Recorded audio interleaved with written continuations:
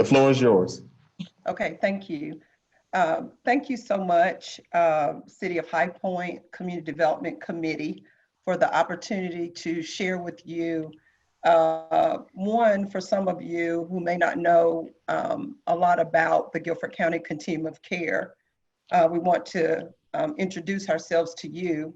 And then for those of you who do know a little bit about who we are, our plan is to give you an update this afternoon. And then also to provide a little insight on the public disclosure of the City of Greensboro to separate from the countywide Continuum of Care program entity. Brian Hahn is also going to join me in this presentation. And so there'll be some parts of the slide presentation that I will share, and then there will be parts that he will share. So do I have the ability to share my screen? Yes. I believe you do. Okay. Can you all see it? Yes. Okay, great. All right. So we are the Guilford County Continuum of Care, working to end homelessness in Guilford County. I am Pamela Palmer, the board chair for the Guilford County COC. The COC is a 45 plus member based network of organizations across the county. Our focus is to prevent and end homelessness through a variety of strategies, and I'll talk about those a little bit later. One of the things that I think is important to understand is that the COC is governed by two bodies.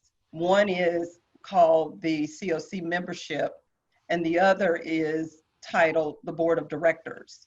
And I chair both of those bodies.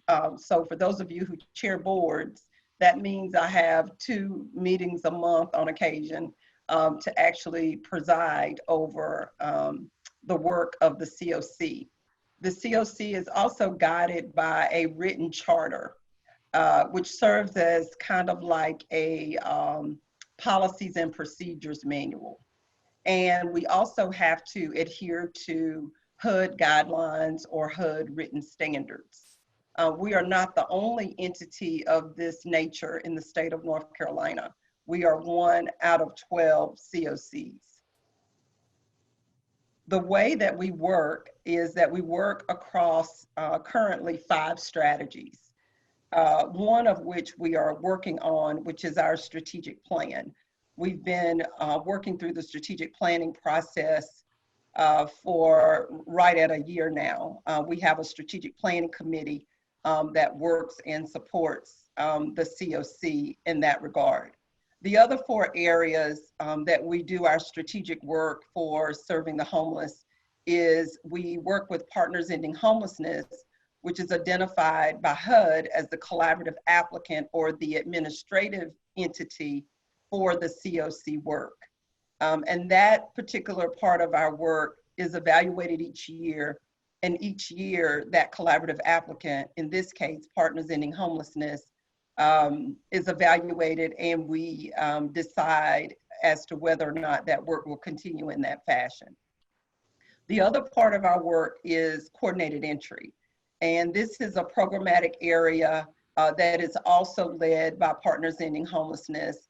And what they do is they are connected and or referred individuals who are experiencing homelessness. They enter them into a system in which these 45 organizations are a part of, and then we all work together to really do what is called case management work to meet their needs. Now, in the wake of COVID-19, that looks a little different, because before we can enroll a person or intake a person into a shelter, they have to be tested first. And so there is another step in that process whereby they are tested, and then once those results come back, we can revisit whether or not they can enter into a shelter. Another part of our work is around data and managing and gathering data. That is, the acronym is HMIS, or the Homeless Management Information System. Partners Ending Homelessness also administers and or manages this database system, and that HMIS works with a committee, as does the coordinated entry staff work with the committee. The other part of our work is, and I should probably also add that that management information system allows us to do reports. It allows us to determine whether or not we're meeting some of those standards that we agreed to in alignment with the HUD guidelines. We also, our network of 45 plus organizations or entities, we have a significant impact collectively in addressing homelessness in Guilford County. And those organizations work really, really hard to make sure they are implementing best practices to provide the best service for those individuals who are either on the verge of being homeless or experiencing homelessness. The High Point member organizations are listed here on the screen. I won't read these to you all, but I'll pause for just 1 minute so you can take a look at the High Point member organizations that are a part. What you want to keep in mind with this list is that some of these organizations are county entities, and so those organizations are represented in both High Point and in Greensboro, as well as there are organizations on this list that have 2 locations. Partners Ending Homelessness has a location in High Point and Greensboro. The Welfare Reform Liaison Project has a location in High Point and Greensboro. Also, I'm looking for Family Services. Family Service of the Piedmont, they have a location in High Point and Greensboro. So again, some of the organizations are represented in both cities. The Greensboro member organizations, again, you will see the county organizations represented on this list. And again, you will see those organizations that have a location in both High Point and in Greensboro. Now, I do understand everybody has this PowerPoint, right? Did everybody get this beforehand? Okay, I see some head nods of yes. Okay, all right, great. The organizational structure, this sometimes is confusing just because there are multiple entities that are at work in the way in which the COC work occurs. So I mentioned before that there are 2 governing bodies, the Guilford County Continuum of Care membership that you see at the top of the org chart, and then the Guilford County Continuum of Care Board of Directors. Those 2 entities do work together. There are some individuals that serve on both the board and they are a part of membership. So when there's a decision to be made, the charter guides how those decisions are brought before each of these governing entities. And so that's why you see where the board of directors is responsible for having active committees. And so you can see some of the committees that are a part of our work. You'll see coordinated entry, which I mentioned before. There's a committee for that. You'll see HMIS. I mentioned that before. There's a committee for that. And you'll also see strategic planning here, which that was in our strategies, and there's a committee for that. In addition, there is the advocacy and PR committee, an executive committee, as you might recognize from a traditional board type of structure, and then also the governance committee. We have a housing resources committee, a systems performance and evaluation committee, and that entity makes sure and holds accountable those organizations that are receiving funding as a part of the COC commitment that we've made to HUD. Then of course, if necessary, there's an appeals committee and we have a youth committee. We have 2 task forces that are active at the present time. The first one is as a result of the city of Greensboro disclosing that they were exploring separating from the COC, and that task force is called the COC Stronger Together Task Force. And then we have a COVID-19 response task force. Over to the left side of the org chart, you'll see Partners Ending Homelessness is the collaborative applicant, and Partners Ending Homelessness also has a board of directors.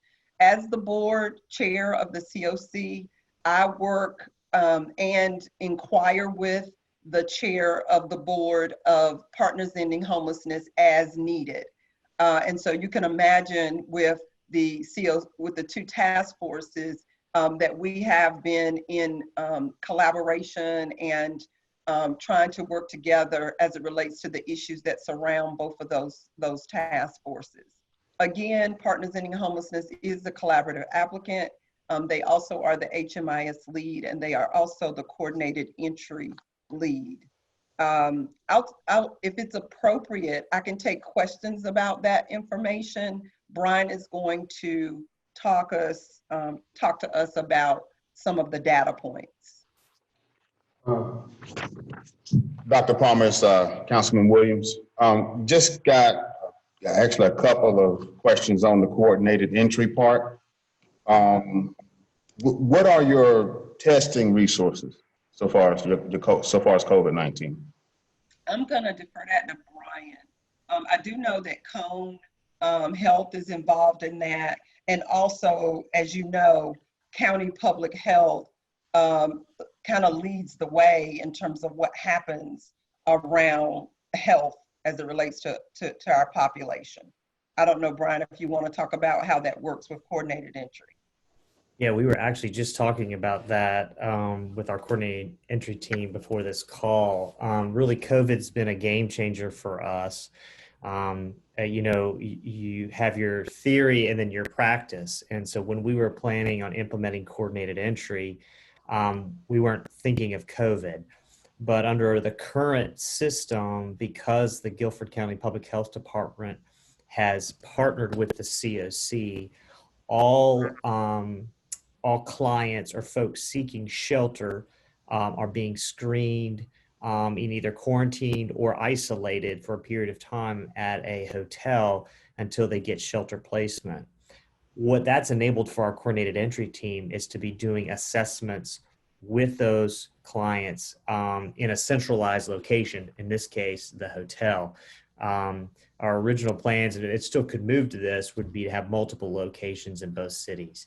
But right now, the way the model's working is everything's funneling right through the county hotel. Okay. Thank you, Brian. I think you've actually answered my second question. It was just a question about the turnaround on the test results. But if you're still, placing them in hotels, that's kind of answers that question. Sorry about fumbling your name earlier. No, you're fine. And I can answer that briefly too. That period of time used to be longer, but the county has actually acquired some rapid testing system. So we're actually getting a quick turnaround time on getting folks tested, hopefully briefly in the hotel and then quickly to shelter. Awesome. All right. That was my question. Anyone else? Dr. Palmer? Go ahead. No, sends back to you.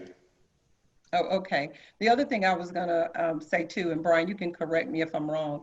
In the hotel at present today, there's about 20 individuals that are at the hotel as we speak. So just to give you an idea of what that number is like.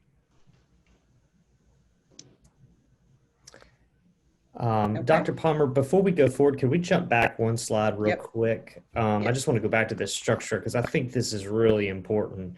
Often there's some confusion between what Partners Ending Homelessness is and what the Guilford COC is.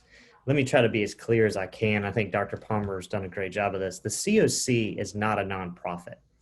It is a network of 45 plus agencies coalescing together around a common mission and purpose that's bound by HUD and these structures.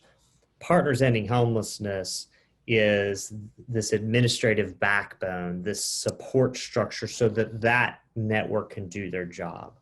As she was saying, she's got two boards in theory, or two bodies. I have three. I have my board, which is a nonprofit, which is a legal entity. And then there's also these other two governing bodies. So Dr. Palmer and I work really closely together to help this function efficiently. And so it's just sometimes there's some confusion around the entities, and I think this visual helps. So I appreciate that perspective. Okay, so my job's to go just briefly over the data. This is very high level, but it's important for you to see the work we've been doing for some time. This first chart shows the federal investment of HUD dollars in Guilford County. I like to tell folks Partners Ending Homelessness is a small organization with a big impact, because if you look at this, there's nearly $2 million being invested in Guilford County to these agencies doing this hard work, I say, on the front lines every day. The other thing I want you to notice there, that the bulk of the funding is going to what we call permanent supportive housing and rapid rehousing. Most of that money is not going into emergency shelter or some of the administrative services like coordinated entry, HMI, and HMIS. The bulk is going into housing. On the right side, the ESG funding is simply more federal investment of dollars coming through the state, again, into this county, into this community. So I just think it's important to see where the dollars are going countywide. The next slide is, I'll go ahead and let you go, Dr. Palmer, to the next slide. Okay. Yep. Is simply a visual of the previous to show you that, again, the bulk of the the bulk of the resources since in the last 4 years is going, again, into permanent supportive housing and rapid rehousing. The idea is best practices are housing first and linking services with that housing. We don't want people to be in shelter for a long time. That is not the goal. We want to, if we can, reduce the stay, which you're going to see in a minute, of our folks, our clients in emergency shelter. That's not a permanent solution. We want to get them in a more permanent, stable, sustainable place. And so again, this is a visual of where the investment of those resources are going. If you go to the next slide, there you go, Dr. Park, thank you. This is helpful to see that, again, on a national average, our average length of time of homelessness is about 85 days in our emergency shelter and transitional housing system. Nationally, it's 168 days. So we're well below the national average of folks in terms of the length of time that they are homeless. And mind you, these are metrics that HUD requires of us to report. These aren't just numbers that we're just sort of pulling from anywhere. These are HUD required metrics that we're reporting on an annual basis. Dr. Palmer, next slide.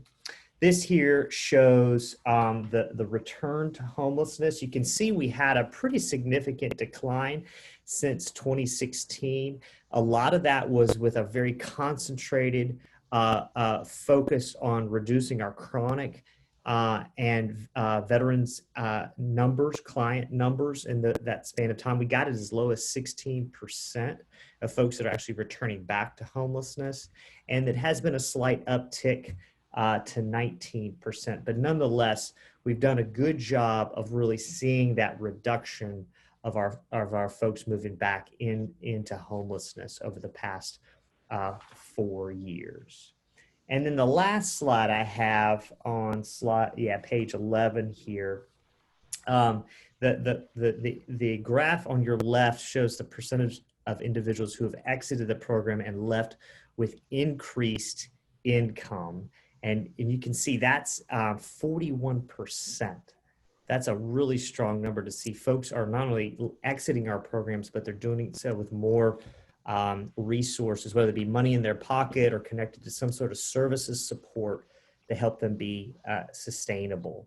And then the chart on the right shows the number of persons that are entering our emergency shelter, transitional housing, and permanent housing for the first time.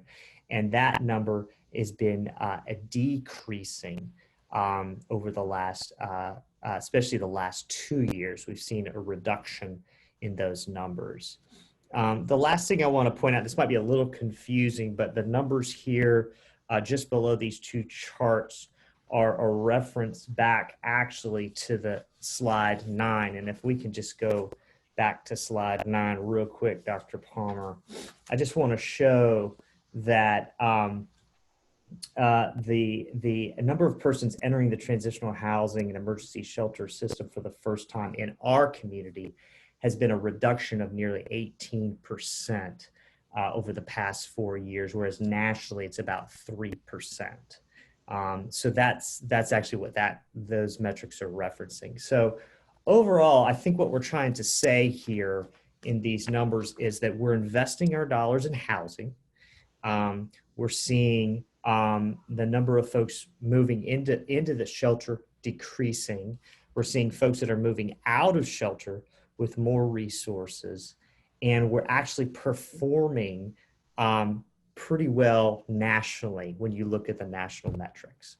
And so before we go on into our next slide, just any questions? I know that's a lot of data fast, but we're trying just to give a very high level view of what's happening in Guilford County.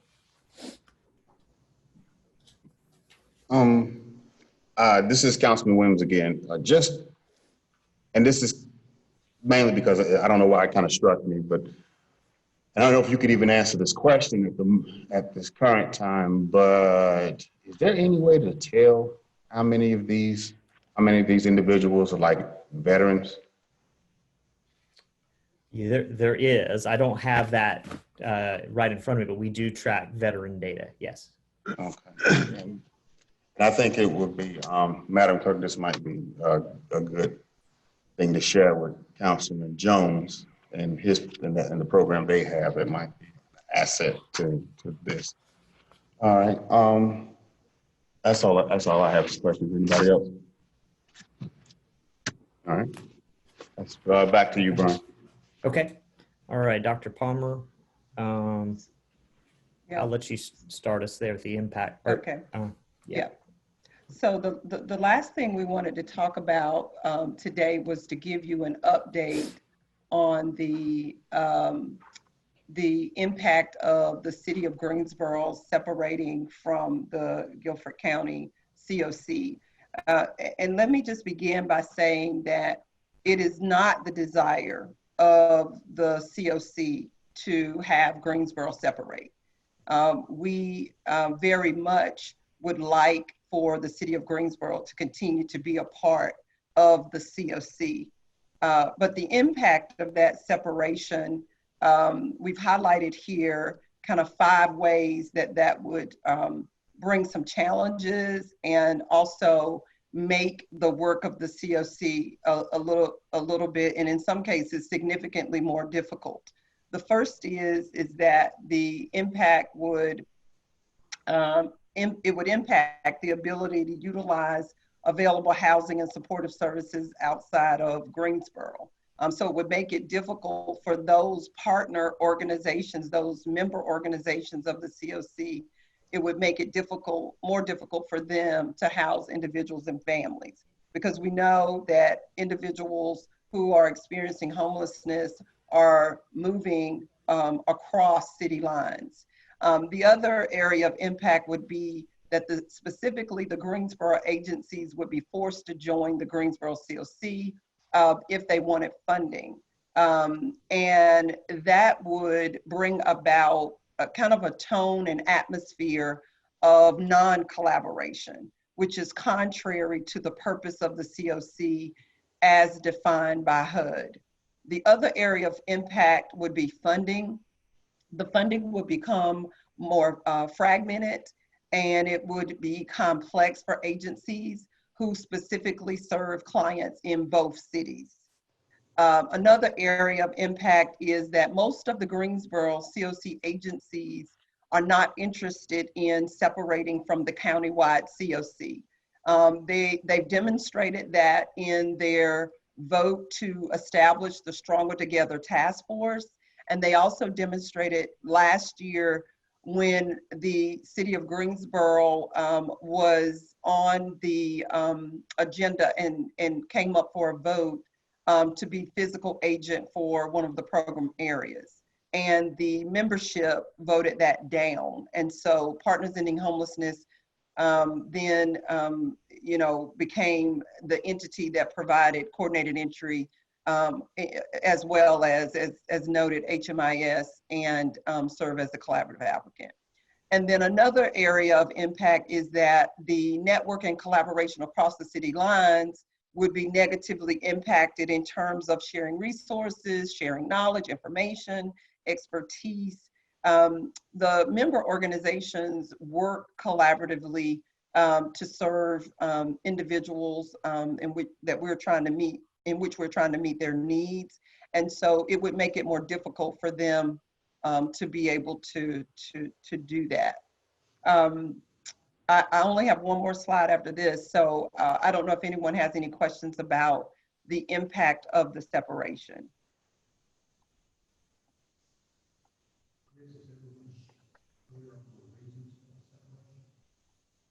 No, I didn't catch that myself, honestly. Oh, okay. Dr. Palmer, can you clarify the reasons for the separation? I'll do my best. And I'll reference on Friday, this past Friday, I, as board chair of the COC, and Brian as the executive director of the collaborative applicant entity, were on a conference call with HUD, both on the local level, both on the regional level, and also out of Washington, D.C., in addition to the director of neighborhood development out of Greensboro and the assistant city manager that is responsible for that department, were on a call so that Greensboro could share their case for separating. I referenced that because I was not able to understand the rationale of their separation, in that it was a legitimate one, as well as the representative of HUD out of DC had several follow-up questions as to why they want and feel like they need to separate. One of the things they kept repeating was that they're using a business model, and that the business model that they are using to make decisions about their work and their membership with the COC was not in alignment. They also shared that the goals and the focus of the COC was not in alignment with their just recently announced 10-year Housing Greensboro plan, not just around homelessness, but around housing, that the work of the COC does not align with that. But when you look at the areas in our strategic plan, you will blatantly see that there is alignment, in terms of what their priorities are. So my feeling from that, or my sense from that meeting on Friday, was that it was not made to crystal clear to HUD either. I hope that answers your question. It does on the surface. And they're not willing to offer more specifics. Well, let me. Mm-hmm. Wait, I'm sorry. Yeah, well, there's another element to it that I just forgot. Not that I intended to leave it out, but I just forgot. There is another element to it, and that is one of their city council members, Michelle Kennedy, has been identified by city council and staff there in Greensboro as the homeless expert. And she has decided that the COC, as it currently is structured, operates, functions, and the like, that it is not, that it is something that we are operating in a way that she feels is, again, not in alignment with the city, and that the city should separate. Now, you know, I could give you a whole lot of history, but I'll just sum it up as there's also, it appears that there's just this intent of hers to separate the city of Greensboro from the COC, but more or less because of some history with the IRC, which she's the executive director of, Interactive Resource Center there in Greensboro. They have a day shelter. She is not pleased with the COC, and so has for the past year been on a very overt crusade to disassociate the city of Greensboro with the COC. Thank you, Dr. Palmer. You're welcome. Does anybody have any questions? Any other questions? Do we need to, let's see, I guess Randy or Mike, is there like maybe a question we can ask Greensboro just to help us understand and maybe help them understand what the separation would mean for us and at least our people in High Point? Or is that, do y'all recommend we just kind of have that on the offline conversation before we do it?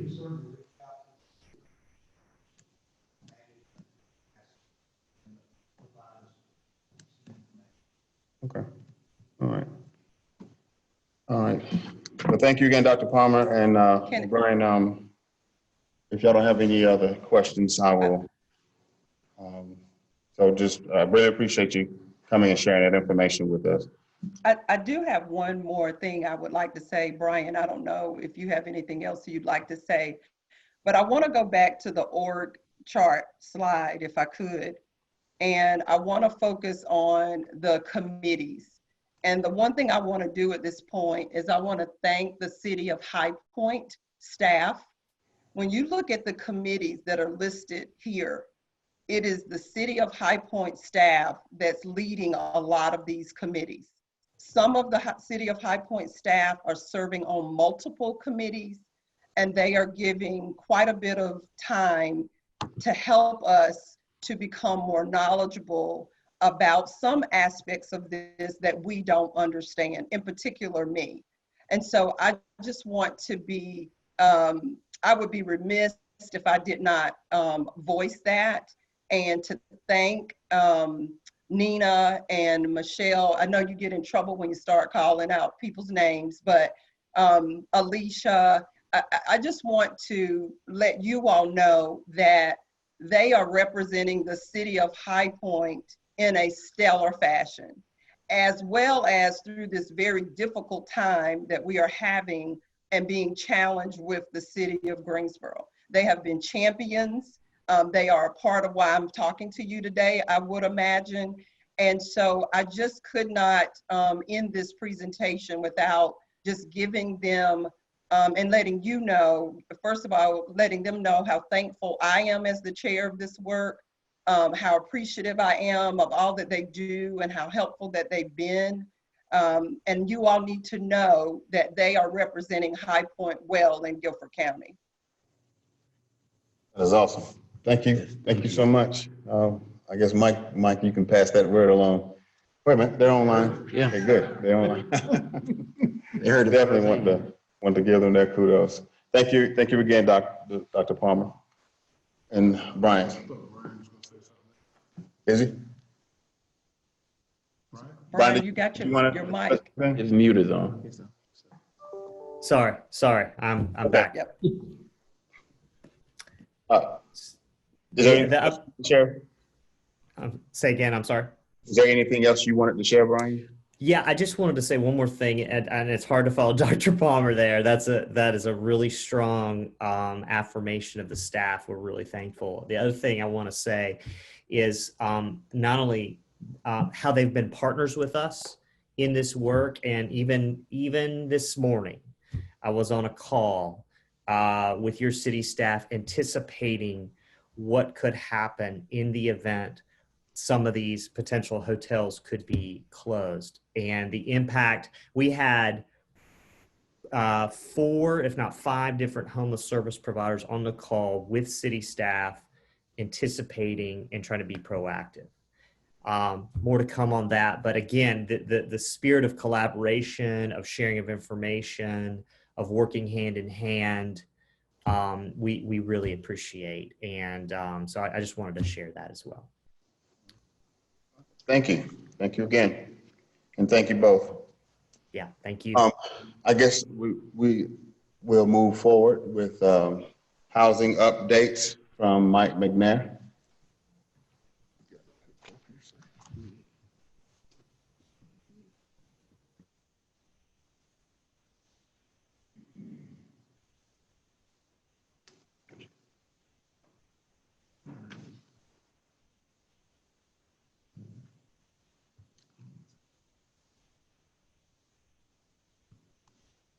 Try not to have too many cooks in the kitchen here.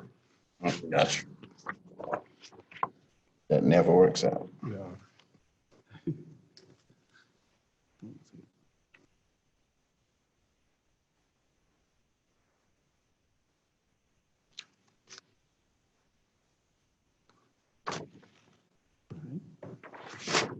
We can't go full screen? Yeah. What? Let's go put it in presentation mode.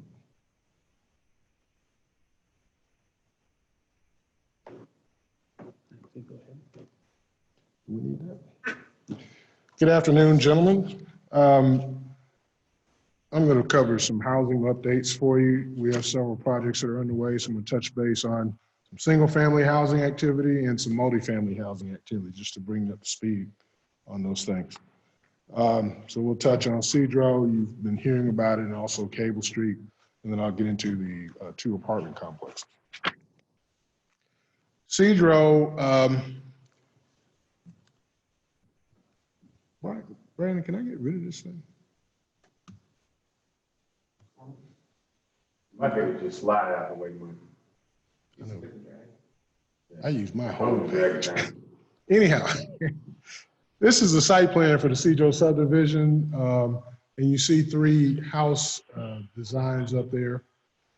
2 of them have been listed, 1485 Cedro and 1477 Cedro have been listed. I've drawn arrows so you can see where that is.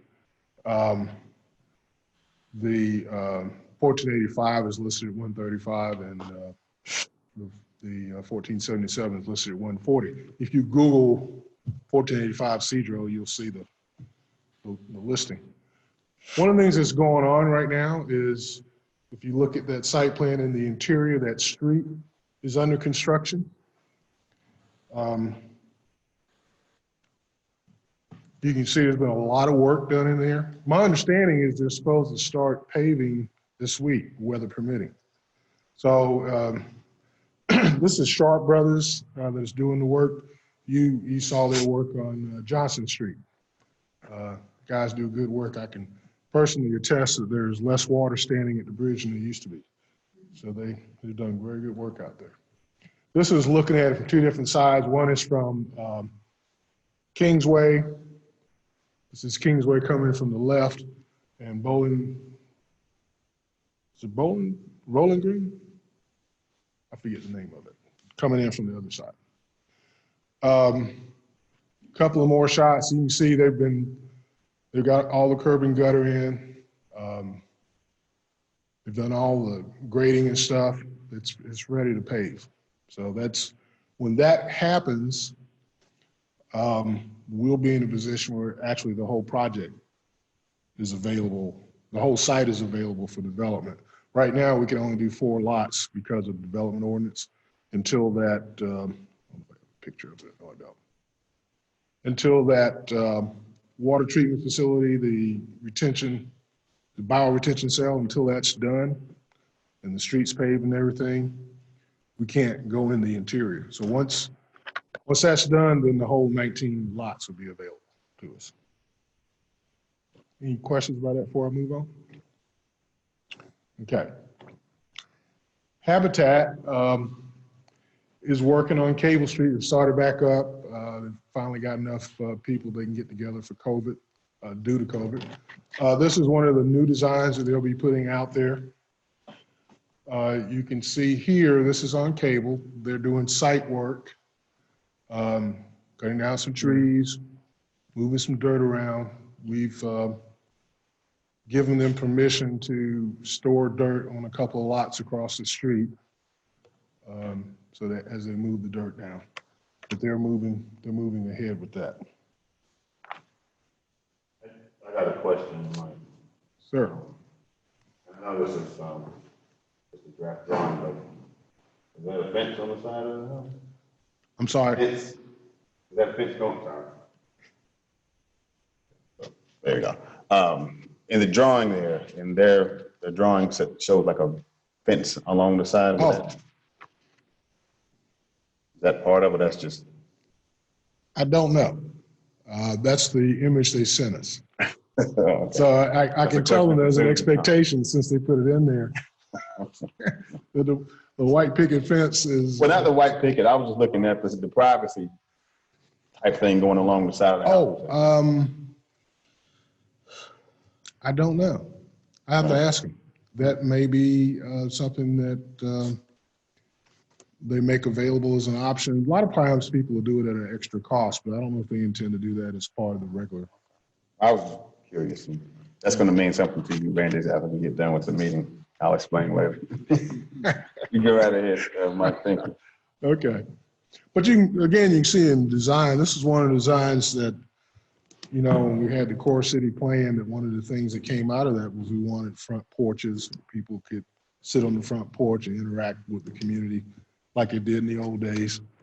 And so this is sort of a community building aspect as well. Going to the multifamily, just wanted to show you that, as we told you before, there was a lot of competition. There were 9 applications for tax credits in Guilford County. 3 of those got funded. We were pleasantly surprised that Abbey Crossing got funded. There were also 3 bond deals. You see Daniel Brooks is up there. They got roughly, I think it was $11 million in bonds at about 6 million tax credits, I believe. And the other bond deals were in Greensboro. Abbey Crossing, which is the one that was approved, it's going to be on the corner of Admiral and Samet. It's going to be one building, 48 units. This will be for people 55 and up. Now, one thing that's different this year is they have a wider rent range than what we've seen in the past. In the past, housing finance would cap it at 60% of the median, and now they've extended it up to 80% of the median. And part of that is to allow, again, for a wider income stream. They're all income eligible as far as HUD is concerned, but it's just, there are going to be some higher rents in there for some of the units. Probably out at 40, maybe 10% or so. But those will be 1 and 2 bedroom units. We're, right now, as I understand it, the equity market is non-existent. So they really don't know what to expect. We've sort of said to them that, hey, you know, we're kind of approaching nearing the end, or the end is in sight of our Section 108 capacity. So we would like to make this footprint as small as possible to load up for the next one, which may be our last one for a while. So that's why it says TBD. So they're waiting to see what kind of equity they're going to be able to get, and they'll come back and let us know. But our budget calls for $615,000. We're trying to be somewhere well under that. We won't know for probably for another month or so. Avondale Trace, you've seen it up on Wendover, 72 units. Those rents will be $255 to $755. And you see the mixture of funding sources, and that should be completed by December. These are some recent shots. They have all 3 buildings are in various, I think 2 buildings are actually done. The 3rd building is under construction. So they're moving right along. One thing that's different from that site plan is there's only going to be 1 entrance, and not 2. So that entrance is closest to Laurel Bluff. Is that what it is? It will not be there. It will be further down, the one that's on the end. There's been an adjustment. I couldn't get a color copy, and I decided rather than show you something in black and white, show you something nice. But other than that, the layout's pretty much the same. This will bring us up to 400 units in the last 10 years, 9 years, and we're able to attract $50 million in investment and leverage the city's investment. So far, it's pretty close to 10 to 1. We'll see what happens with Abbey Crossing, but we've been pretty pleased with our progress there. It's 400 units that would not have been there. So that's all I got. I was trying to be mindful of Eric's presentation. Any questions for me? Yeah. Yeah, just really one that's kind of been a question that I wanted to ask. I forgot the last time we met to ask the question. It's pertaining to the, I guess, the anti-discriminatory housing regulation that was changed recently, or claimed to have been changed. The fair housing? Yes. I kind of want to get an understanding of that impact, because we were just talking about this very thing not 2 months ago, and how we wanted to kind of make sure that we protect the city and so forth. I want to kind of get an idea with that by this regulation being changed, with that impact like tax credits and things and such. Could it, and how much of a negative impact would it have on? Well, it could have an impact, but not necessarily a negative impact. What may happen is that you have to kind of take the comments that were made and kind of read the backside of it. What they're talking about, and this is something that Secretary Carson's been talking about for years, is he's been arguing that that HUD's fair housing stance was sort of forcing investment into high income areas and away from low income areas. That was his argument. And so if you recall, well, maybe you don't, but it used to be that you could get a tax credit into a low income area if you put enough money in it, to offset. And then they stopped that and said, no, poverty rate is the tiebreaker. We want them in high opportunity areas. And so, we've always had that discussion, well, why don't you do it in the core? Why don't you do it in the core? And we're like, well, the program, you can submit the application, but it won't get funded. And we actually had one that did get funded because of that very reason. I think it was down in South High Point. Now that may change, but this all started because in Texas, they were jamming all their tax credits into high poverty areas, and somebody filed a fair housing complaint and they won. You're warehousing people. And so the Obama administration reinterpreted the fair housing rules and basically said, well, we need to be looking at getting people into higher opportunity areas and not just, getting away from what they call racially concentrated areas of poverty, which we have several. Mm-hmm. So it may be that you end up seeing more of a mixture, not to say that and we'll see that when the new tax application rules come out. If they may change that to where it becomes possible to do one of these in the core, for instance. Okay. I don't think it has to be an either or. To me, there ought to be some balance you ought to be able to do. But these things are so competitive when they say this is our priority and you put points on it, that makes everybody run in that direction. And so what these developers, when they're looking at these things, they're assuming that The other guys just as good as they are as far as what they can produce. And they do that stuff about being within 1 mile of a grocery store. All that stuff is driven by points. Okay. So the thing that makes the tiebreaker for them becomes where the site is located. Not only is it close to amenities, but is it in a lower poverty rate or higher income area, what HUD calls areas of opportunity. And so that's kind of what's been driving that. And so basically what the president was commenting on, they were going to eliminate that preference. Okay. Essentially. So it's just part of it. But it doesn't, fair housing is still a law. It doesn't impact how you apply fair housing. Housing discrimination is housing discrimination. That doesn't impact that. It just may have an impact on how agencies like Housing Finance and other agencies across the country put out their applications and what their preference is. Like I said, it used to be, and they may bring it back, used to be when Park Terrace, the phase 1 of Park Terrace was done, that was a case where if you put extra resources in, you could buy it down. You know, I got a high poverty area, they would give you points for investment, additional investment. And then they changed it after that and became more difficult to do that. And now it's gotten to the point where it is right now.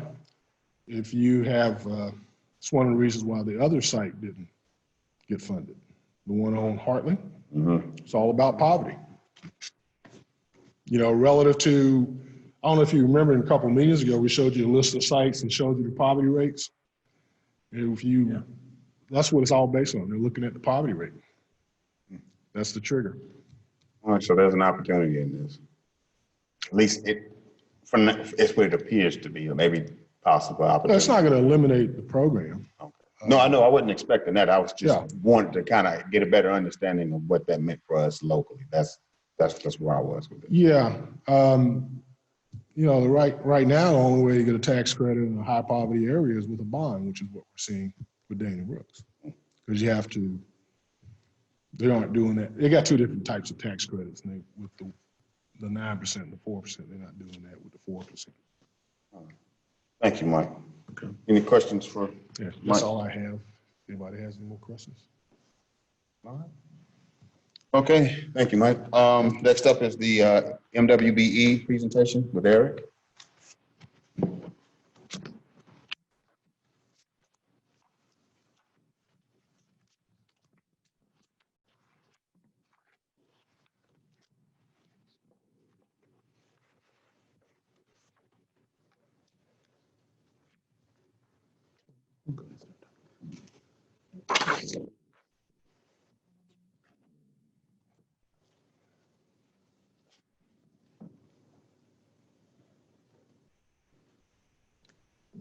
So, gentlemen, as we get this started, we do have a PowerPoint with some slides I wanted to go through. We thought it was important to kind of set a base level for the committee to kind of understand what the MWBE laws are, what's required of city staff, what's required of our contractors. Is that top one? Yes. Thank you. A couple of handouts that I gave you. One has the City of High Point logo on it. This is the minority-owned, woman-owned, disadvantage-owned outreach plan and guidelines. It's the packet that's included with each formal bid that goes out. It really communicates what our program is, what our outreach plan is. Thank you, Brent. And it gives you a lot of detail about what we do with each formal bid that we do. The other handout I gave you was actually just the state statutes that are related to the MWBE plan. First up, so what we have here is a number of slides from that came off the UNC School of Government website, and it's some frequently asked questions. We thought it was important to, again, to kind of set the baseline. So the question, Do local governments in North Carolina have MWBE participation requirements for public construction contracts? And yes, under North Carolina state law, it requires public agencies, including local governments, to carry out programs to promote the use of MWBEs in building, construction, and repair projects. Those are the only two areas that it requires. These goals or good faith effort requirements apply to projects where total costs exceed $100,000 if they're funded by state grants or appropriations, or $300,000 for projects using local funds. Projects in the informal bid range, $30,000 to $500,000, are subject to less stringent requirements under the general statute to promote MWBE participation. The next slide, it asks, what types of projects require MWBE efforts? Again, that outreach is required on building, construction, and repair projects. The statute does not define the term building. Local governments must decide on a case-by-case basis whether a particular project is subject to the statute, though not exclusively. The word building is usually associated with construction projects that require plumbing, electrical, and heating or air conditioning contractors. Most jurisdictions interpret building and construction repair to mean that the requirements do not apply to other types of construction, such as streets and utilities. However, in our reporting, we do include street construction, resurfacing. We include utility projects that fall within the parameters that I set forth in the previous slide. Continuing, what types of projects require these efforts? NCDEQ has interpreted the statute to apply to utilities. Again, we already include our utility projects, but so it requires that a local government entity using grant funds from DEQ those projects would be subject to the statute. The statute explicitly states, though, that the requirements do not apply to prefabricated or relocatable buildings.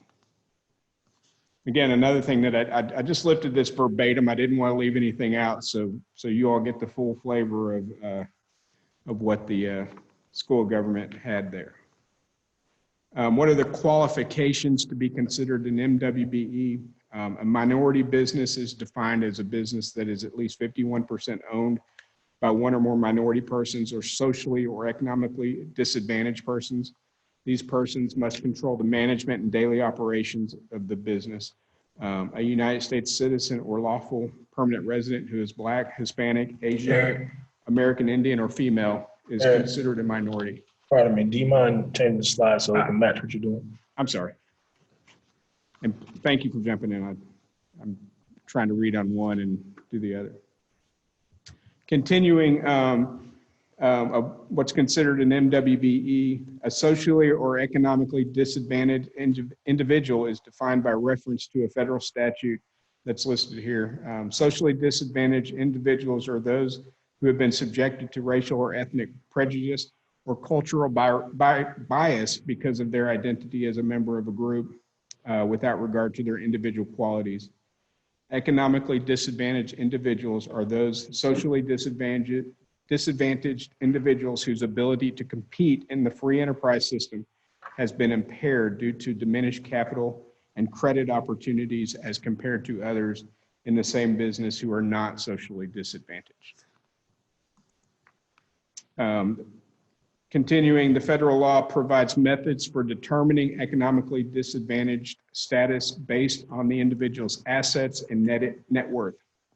A socially and economically disadvantaged business is one that is 51% owned by one or more socially or economically disadvantaged individuals, an economically disadvantaged Indian tribe, or an economically disadvantaged Native Hawaiian organization. Are these MWBE businesses required to be certified? State law does not yet require certification. Some local governments, however, do have certification programs. While certification is not required for state-funded projects, MWBEs are strongly encouraged to certify with the Office of Historically Underutilized Businesses, which goes by the acronym HUB. Hub maintains a vendor database of certified firms, which can greatly increase opportunities for MWBEs to learn about and be notified about public projects. There is no uniform statewide certification program. Some local governments have their own certification procedures, while others may require certification from one of a number of certifying entities, including Hub. Check with the local governments in the areas where you do business to determine their certification requirements. Where is the Hub database? Where is this housed? Is this a state thing or is this a municipal? It's a state thing. Is it Department of Administration? I believe. And I've got a link to it further on. I'll show you our webpage that our purchasing department has. It links to several of these different databases so that contractors can identify those businesses but I believe it is housed by the state's Department of Administration. Thank you. Continuing about certification, in 2007, the North Carolina General Assembly gave the Secretary of Administration the authority to develop a statewide certification program for historically underutilized businesses, which are defined to include MWBEs. The statute requires that as of July 1, 2009, all state departments, agencies, and institutions and political subdivisions of the state shall only use historically underutilized businesses that are certified under the statewide program. So it doesn't really apply to us. This is more of a state regulation.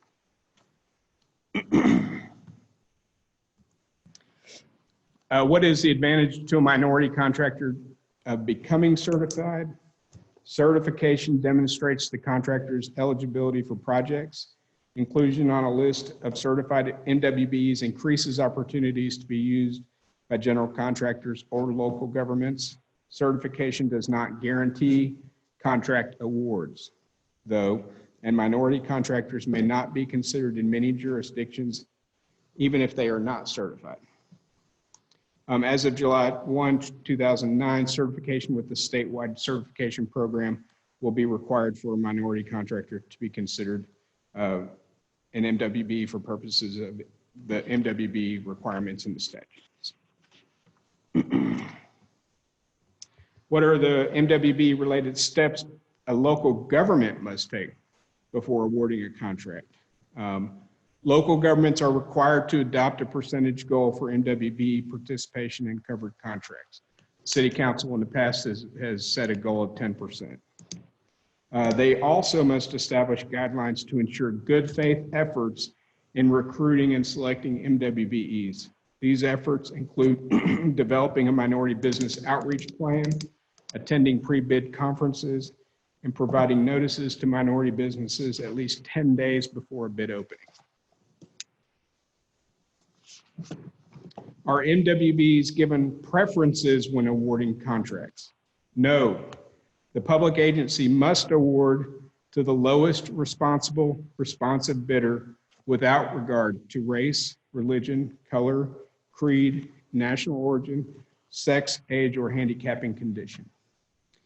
The MWBE program establishes participation goals for projects, not quotas. The local governments and prime contractors are required to use a number of strategies to encourage bids from MWBEs, but they are not required to award a contract to an MWBE that is not the lowest responsible bidder. What does the law require a prime contractor to do to encourage MWBE participation in subcontracting? A prime contractor must meet the MWBE participation goal set forth by the local government for the project or demonstrate a good faith effort to meet the goal. State law outlines 10 actions that prime contractors can take to satisfy the good faith effort requirement. The prime contractor is not required to do all of these activities. Each effort is assigned a point value, and a prime contractor must achieve a minimum of 50 points to constitute a good faith effort. Local governments may include other actions in addition to the 10 outlined by the state. And then I'll go into the 10 actions in the next slides. So the prime contractor, the 10 actions that they must take or consider, Number one is contacting minority businesses that reasonably could have been expected to submit a quote and that were known to the contractor or available on a state or local government maintained list at least 10 days before the bid or proposal date, and notifying them of the nature of the work to be performed. If the prime contractor demonstrates that, that is a 10-point towards their 50 points that they must demonstrate. Number two, making the construction plans, specifications, and requirements available for review by prospective minority businesses, or providing these documents to them at least 10 days before the bid or proposals are due. That's another 10-point factor. Number three, breaking down or combining elements of work into economically feasible units to facilitate minority participation. That's worth 15 points. Number four, working with minority trade, community, or contractor organizations. Thank you. Identified by the Office for Historically Underutilized Businesses and included in the bid documents that provide assistance in recruitment of minority businesses. That's for 10 points. Number five is attending any pre-bid meetings scheduled by the public owner. That's worth 10 points. Number six is providing assistance in getting required bonding or insurance, or providing alternatives to bonding or insurance for subcontractors. That's for 20 points. Number seven is negotiating in good faith with interested minority businesses and not rejecting them as unqualified without sound reasons based on their capabilities. Any rejection of a minority business based on lack of qualifications should have the reasons documented in writing. That's 25 points. Number eight is providing assistance to an otherwise qualified minority business in need of equipment, loan capital, lines of credit, or joint pay agreements to secure loans, supplies, or letters of credit, including waiving credit that is ordinarily required, assisting minority businesses in obtaining the same unit pricing with the bidder's supplies in order to help minority businesses in establishing credit, 25 points.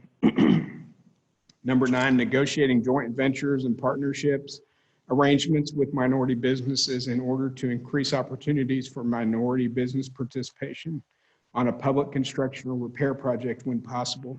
That's 20 points. And number 10 is providing quick pay agreements and policies to enable minority contractors and suppliers to meet cash flow demands. That's 20 points.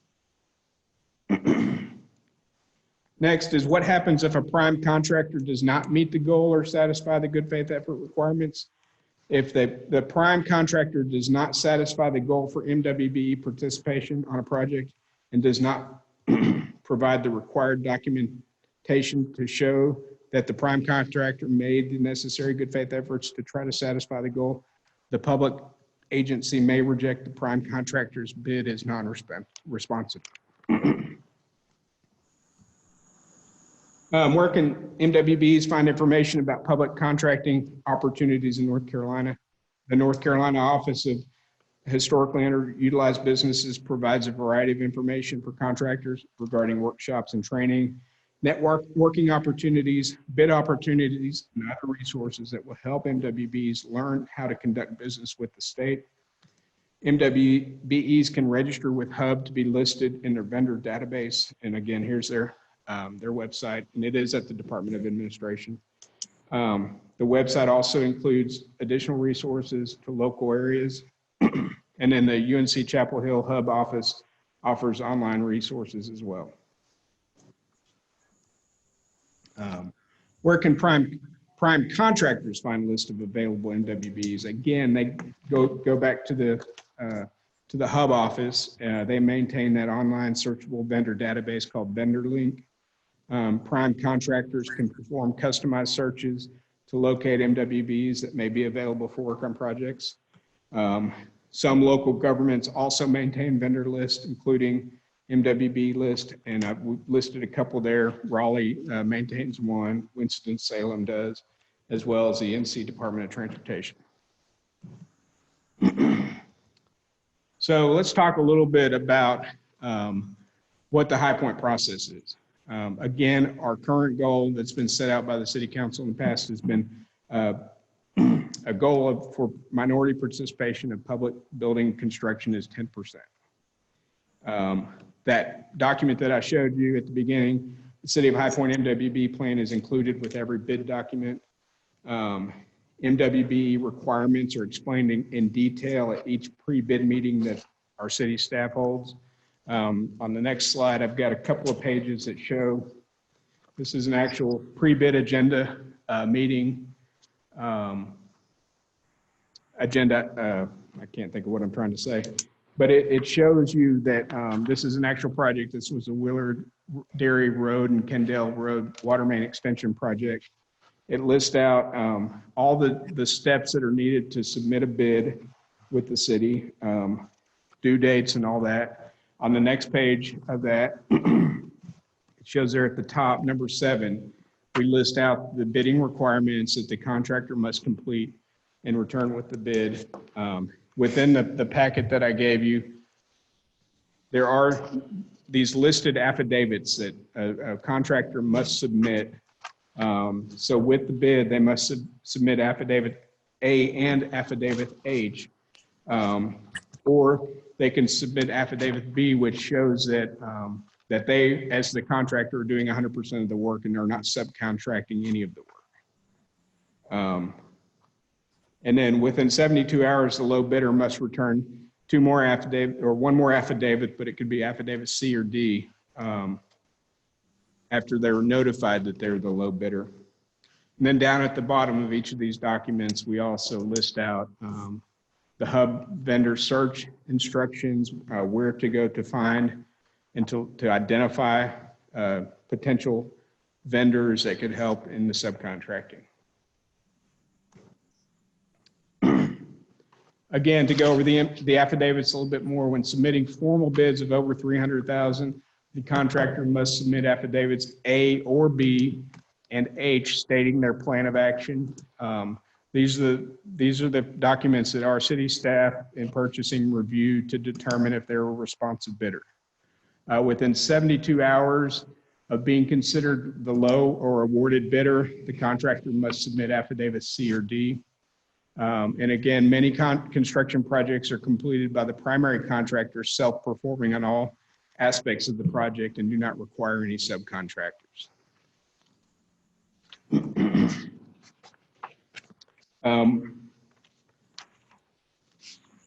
When submitting informal bids under $300,000, the contractor must submit a minority participation affidavit within 72 hours. It's a little bit less stringent, and that's what at the beginning of the presentation I said, when it's within that informal range, it's a less stringent process. We also have kind of another layer here of DBE requirements when it's federal dollars in the mix. Projects using federal funds are required to follow federal disadvantaged business enterprise program. It includes all contracting opportunities, not just construction projects. The departments identify DBE firms for small procurements where quotes or bids are not necessary. And the departments are required to report those results to the granting agency. So when we had the last presentation and showed the dollar amounts and the percentages, these dollars that are spent within typically transit or CDBG funds are not included within those dollars or percentages. I wanted to show a little bit a snapshot of the city's purchasing website that shows what we do for outreach from a virtual perspective, and it shows that we have links to the MWBE outreach program. We have links to how to become a certified vendor. We have a link to all the MWBE certified city vendors that are on the hub list, and then we have where you can find certified firms, and I believe that one goes to the hub vendor list that's maintained by the state. You can search by county to pull up the list. And then finally, I wanted to show, we didn't have a real pretty picture of this, but our purchasing department has received the 2019 Sustained Professional Purchasing Award given by the CAGP, the Carolinas Association of Governmental Purchasing. Part of that criteria for that award is the use of technology, minority outreach, staff certification, customer training, vendor training, and use of recycled products. Since we haven't been meeting in person, we haven't really had the opportunity to award that in front of City Council, but we wanted to show the committee. I believe it's the 16th year that we've received this award. So we're proud of what our purchasing department does, and they keep us straight with all our purchasing and all the rules that are and regulations that are required for governmental purchasing. That's kind of what we wanted to do, is show the baseline and what's required of the city, what's required specifically of our contractors, our partners that we do business with. And we just wanted to leave it up to questions if you have any. I'd be happy to take any questions. Eric Conte, our purchasing manager, I believe is still in his car listening, so he may be able to answer some questions. I believe, can you hear me okay? Yes, thank you. Okay, good. Thank you, Eric. Is there any questions for Eric? I think there are questions, but I think I've got comments. So if you all will bear with me, if that's okay. This is this is Councilman Jefferson. I come in purchasing and on all the great work you guys are doing. 16 years in a row, I believe you said, receiving those commendations and awards, I think is phenomenal work, and it's a testament to the great work that you guys do. And Eric, we appreciate you. I think someone mentioned that you're out of town, actually on vacation, I think, and you're still on this meeting. So, actually, I took somewhat of a partial day today to take care of some things. But I didn't want to miss the meeting, so I am here. Well, we certainly appreciate that. And I guess in my thoughts, I think it's to speak a little bit to my interest in us relooking at this. And I appreciate all the information that was given. I think that it's very informative to know where the state stands on a lot of this stuff. It's also good to know where we stand. And I think according to policy, we certainly are meeting the mark, so to speak, I think. But I almost encourage us to consider if we're meeting the mark in the spirit of the law, or if we are meeting the mark perfunctorily and checking a box and meeting the letter of the law. I think that the reason for a lot of these practices and policies that are put in place is to find a way to increase opportunity for minority businesses. And we know that when that happens, when there's increased economic opportunity, then we see all types of residual effects here in our city. And so what I'm leaning towards is us figuring out how do we, this whole motion was made back in August 3rd, that when we looked at the numbers that we were at 9%, I believe. Eric, you can correct me. I believe we were at 9% of minority business participation. But we were also at 1% for participation for businesses owned by people of color. And granted, while we meet our 9% mark in total for women and minority-owned businesses, the 1% mark for businesses owned by people of color, I don't know about anyone else, but that's a little troublesome when I think about that number. $9.1 million spent this year, and only $100,000 spent or awarded to vendors of minority-owned businesses. And so I'd be curious at saying, while we're doing a great job of getting the points and showing the good faith efforts, how can we make a significant and sustainable impact to ensure that there's more participation from businesses from our minority community? And that's what I'd be interested in seeing. I'd be interested in seeing what other municipalities have found a way to make this happen. I'd be interested in seeing how they've dealt with the barriers that many businesses face when it comes to doing this kind of work and what sort of mitigants have been put in place. If our number is 10%, are we able to look at how we disaggregate that and find a way to say, well, if we want this percentage here for overall, what's our percentage of that we want to ensure is meeting every component of MWBE? I just to again, to the point about the spirit of the law, terms such as historically underutilized and socially and economically disadvantaged, I think that what keeps a lot of folks from being able to be the lowest responsible bidder is that they're just not in a position to do that in many cases. And so if it's not back on us in purchasing, granted, we've got to go with the lowest responsible bidder, I get that. Then now we should also probably consider in this conversation, what are our ways to ensure that our enterprises from diverse backgrounds can find ways to have the capacity to be those lowest responsible bidders? How do we partner with other stakeholders in the community who are working on doing this work? And so I know it's a lot of questions, I know it's a lot of thoughts, and certainly I didn't expect us to have all these answers and have this all hashed out right now, but I want to be clear about why we wanted to bring this conversation here. I do recall Eric Conti, I think I'm saying his name, or Conti maybe. I apologize. Conti, you got it right the first time. All right. Conti, thank you.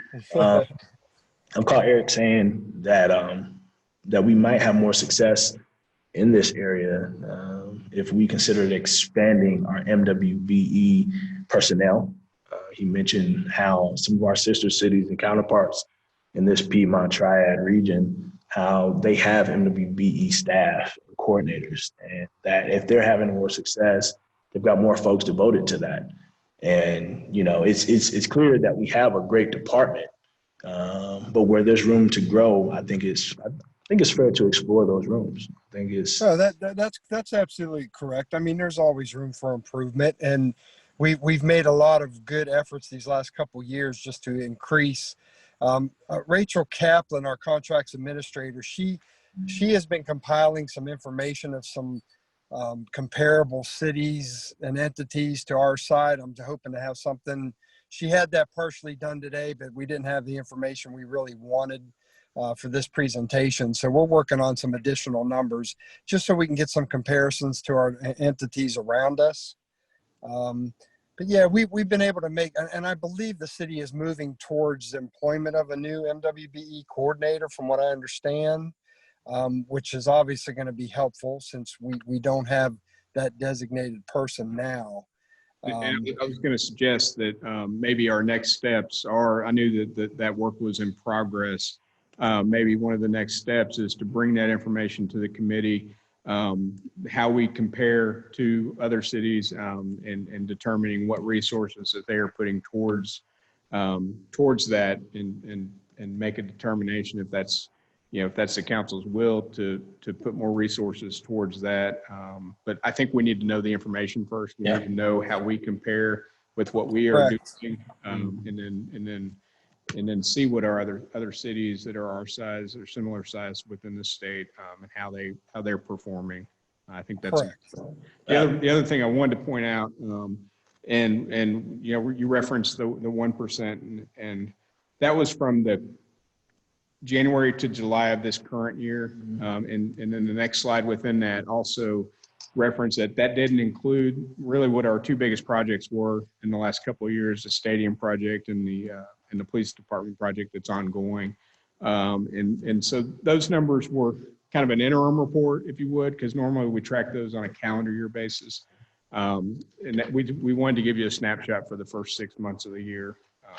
So that's quite correct, Eric. You nailed that pretty well. And the other fact is too, a lot of the projects we've had this year, a lot of them are some of your water and sewer projects where we do have contractors that kind of self-perform on those projects who don't use a lot of subcontractors because they don't have a need. There might be some dirt hauling, maybe some gravel hauling. But, when you're doing underground work, they're kind of self-performing in those aspects. in the city of Hypo, it's not like we don't build a lot of buildings. And we do, some renovations here and there. But a lot of our primary work that I've seen in the last 4 years has been infrastructure, underground work, with the city streets being old. So there's some challenges there when you're trying to bring in a lot of subcontractors on those types of projects. But I think moving forward, and if we can do some more of our community outreach work, which we were going to start on before the COVID thing hit, we would like to do more in that area where we can bring vendors in the community and get them registered and show them how to do things and how to participate in the bid projects. And we do that on a case-by-case basis anyway. If we get a contractor who calls us, we try to help as much as we can getting them registered for the process. Awesome. Eric, thank you, because you mentioned some of the information that we look at, I guess, maybe next time or here soon. In addition to looking at cities of similar size here in the state, I would encourage us if we could find 1 or 2 cities our size who are doing really well in regards to participation, so that we can see what some of their efforts look like, maybe what their structure looks like, their system and their approach. And I guess to the point that was said that we're considering an MWBE, I think it was mentioned in the manager's note back in May that as a part of our work for diversity and inclusion, that we would look at our MWBE participation. So I think this fits right in line with that. And certainly look forward to receiving more information. Yep, I agree. We're compiling some more additional information. It's definitely an ongoing project like anything else. We have to keep working on it and keep improving. So that's kind of where we're sitting with it right now, is trying to do what we can to make better improvements. All right. Thanks, Eric. Thank you. You're welcome.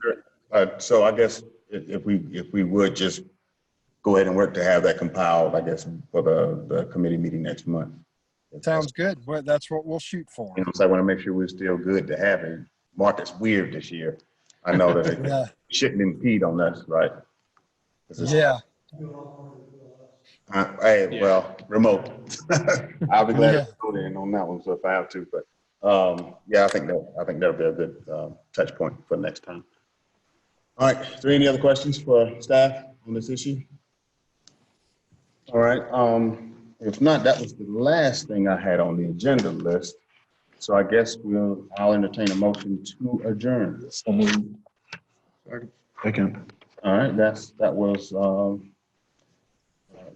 Councilman Jefferson and second by Councilman Hudson. All right. So I'll start with Councilman Hudson. Councilman Jefferson. Aye. Councilman Johnson. Aye. And I vote aye, and we are adjourned. Thank you. Thank you, everybody. Thank you all. Thank you. Have a good evening. You're welcome.